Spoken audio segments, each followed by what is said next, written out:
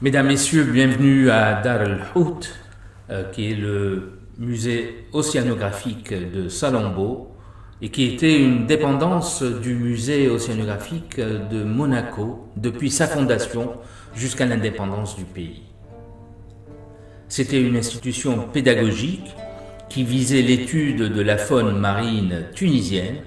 Le musée, d'un style mêlant l'art déco à un brin subtil d'orientalisme, était construit en 1924 à l'époque du mandat du résident général Lucien Charles Xavier Saint. Cette époque était marquée par des changements administratifs initiés par Lucien Saint après la crise de 1922, durant laquelle le bey, influencé par son fils le prince Moncef, un soutenant des nationalistes destouriens, avait préparé une liste de revendications et comptait la présenter au président de la République française, Alexandre Mitterrand, lors de sa visite à Tunis.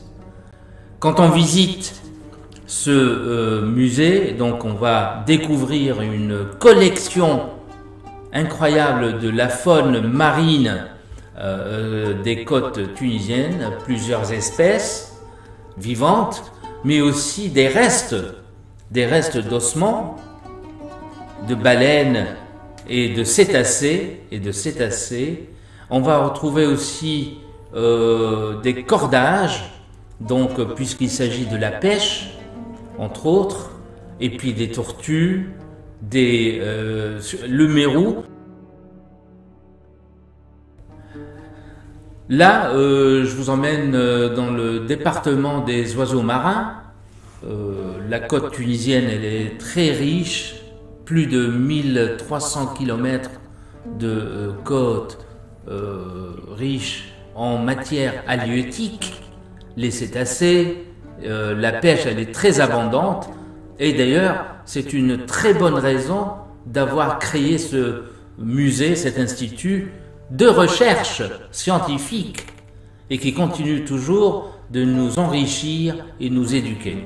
Regardez un peu aussi, depuis même l'époque romaine, on a toujours parlé donc de cette richesse marine des côtes tunisiennes, cette mosaïque pavimentale qui est énorme d'ailleurs. Elle montre un peu donc la richesse de la faune marine entre les anguilles, le mérou, la dorade, la pieuvre.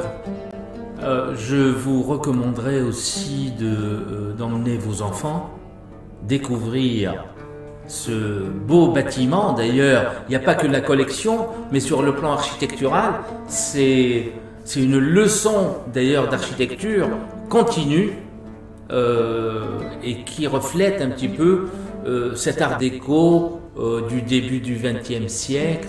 Les Tunisiens ont été très imprégnés par cette nouveauté, l'ont bien acceptée et nous continuons encore donc d'en fournir un peu les éléments jusqu'à nos jours. Donc c'est un élément à découvrir tous les jours. Allez les marins, bon vent!